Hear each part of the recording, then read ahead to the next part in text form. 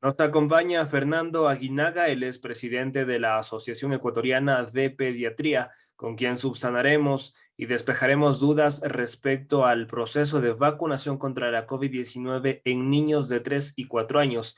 Esto ya lo ha anunciado la ministra de Salud, Jimena Garzón, y el proceso iniciaría en febrero. La segunda semana de febrero iniciaría este proceso de vacunación. También conoceremos los pormenores, los riesgos o las diferentes, la postura que tiene el presidente de la Asociación Ecuatoriana de Pediatría respecto a una posible vacunación a niños menores de 3 años. Esto también ya lo ha anticipado la ministra de Salud. Sin embargo, está todavía en análisis por parte del Comité de Prácticas de Inmunización, CAPI, y que se anunciará en las próximas semanas. Proceso, si es que se da paso, iniciaría en marzo. Doctor, bienvenido.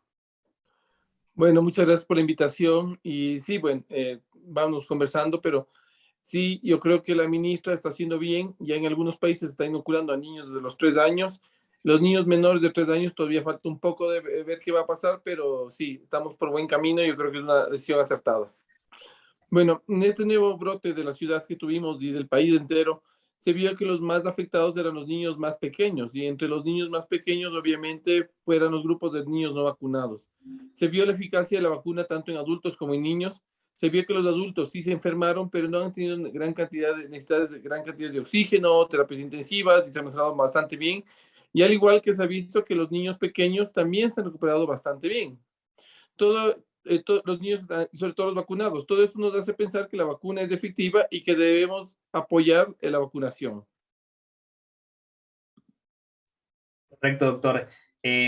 Asimismo, el Comité Asesor de Prácticas de Inmunización, CAPI, del Ministerio de Salud, analiza vacunar a niños menores de 3 años. La ministra ha anticipado que en las próximas 2 semanas se estudiarán las evidencias científicas para iniciar ya con este proceso de inoculación.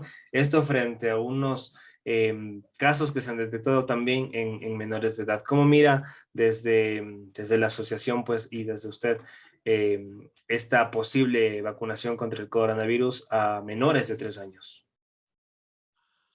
Bueno, creo que eso toca esperar un poco, tocará ver qué pasa en el mundo entero y cómo se van dando las cosas, ¿no? Evidentemente el mundo entero está trabajando para, la ciencia está trabajando para tratar de llegar a estos grupos de edad, pero todavía no tenemos, digamos, una luz verde para este rato de decir que ya podríamos vacunar a este grupo de edad. Correcto. Volviendo a la vacunación para niños de 3 y 4 años, desde el Ministerio de Salud se ha dicho ya que se va a vacunar con el fármaco de China, Sinovac. Eh, ¿qué opinan ustedes? ¿Cuál es la postura? Quizá es el fármaco correcto. ¿Qué pasa con las otras vacunas, la de Pfizer, la de AstraZeneca, que se tiene en el país, incluso la unidosis de CanSino? Bueno, para en el caso de niños solo está aprobado este momento la vacunación por la vacuna Sinovac y la vacuna Pfizer. Y de estas, la vacuna Sinovac es la única que está aprobada para menores de 5 años por el momento, ¿no? Entonces, Sinovac es la pertinente. Sí, por ahora.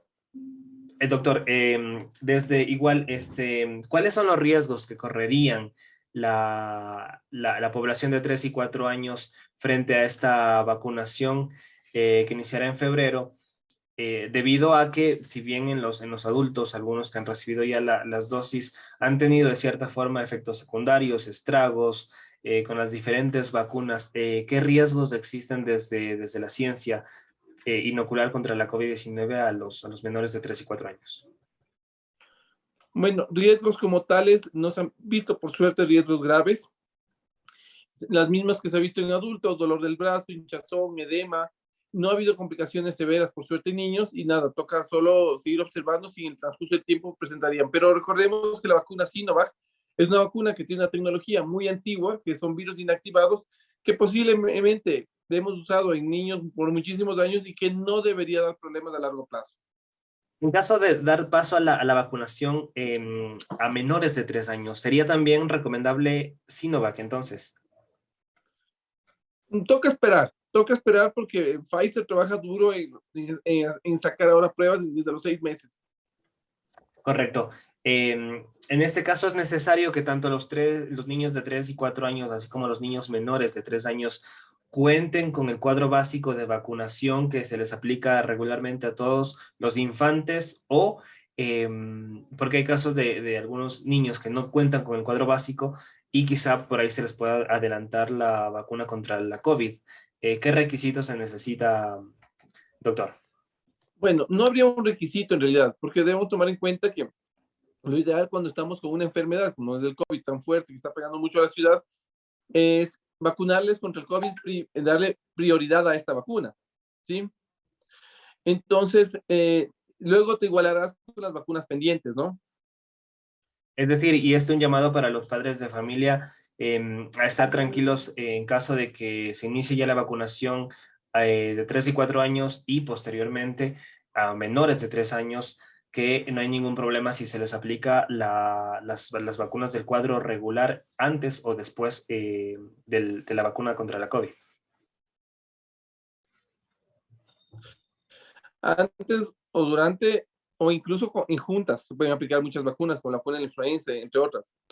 Entonces, no hay ningún problema. No hay ningún riesgo. Ok.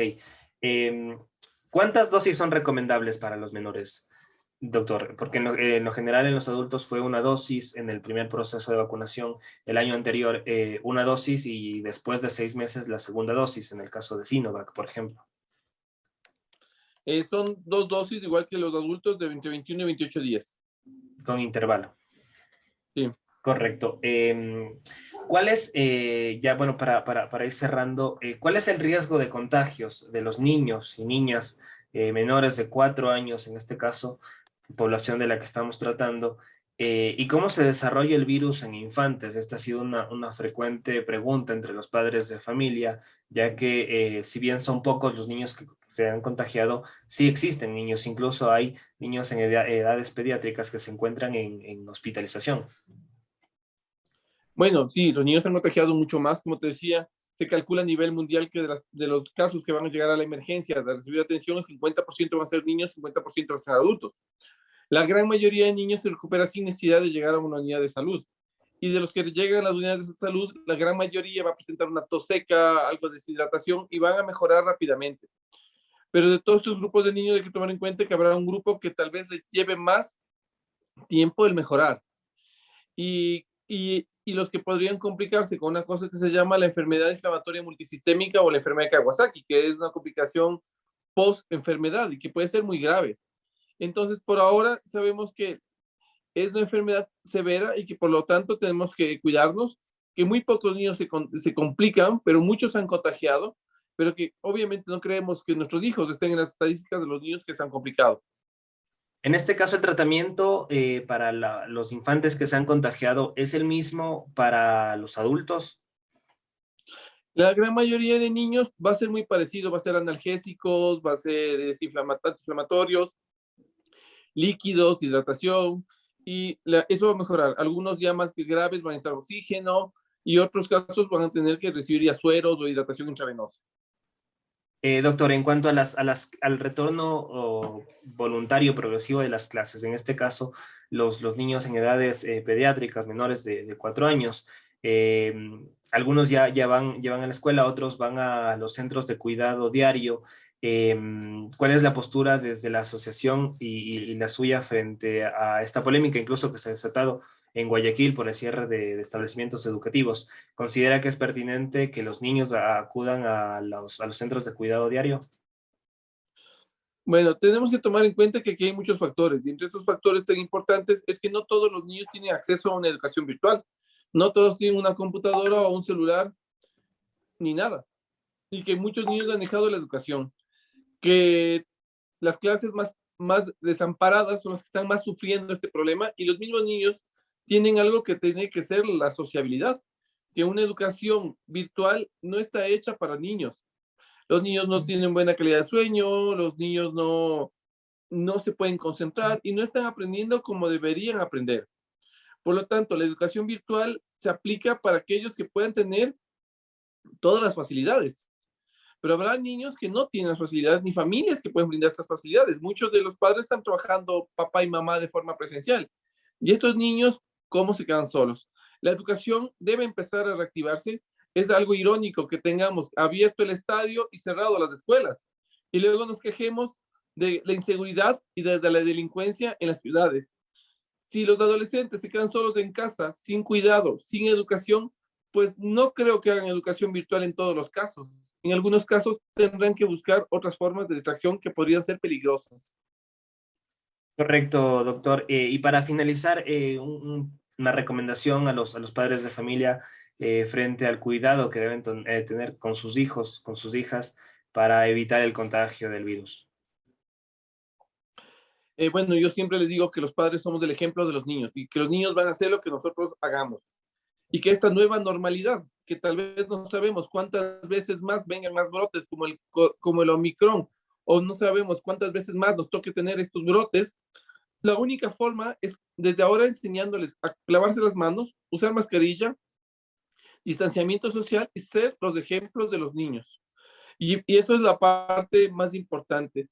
Tenemos que vivir con una nueva realidad que nos obliga a cambiar tal vez muchos de nuestros actos normales por una nueva cultura, ¿no? Correcto, doctor Fernando Aguinaga nos acompañó y nos brindó información oportuna y muy necesaria frente a este virus que tenemos entre nosotros. Gracias, doctor Fernando Aguinaga, el expresidente de la Asociación Ecuatoriana de Pediatría. Muchísimas gracias, doctor. Un gusto. Hasta luego.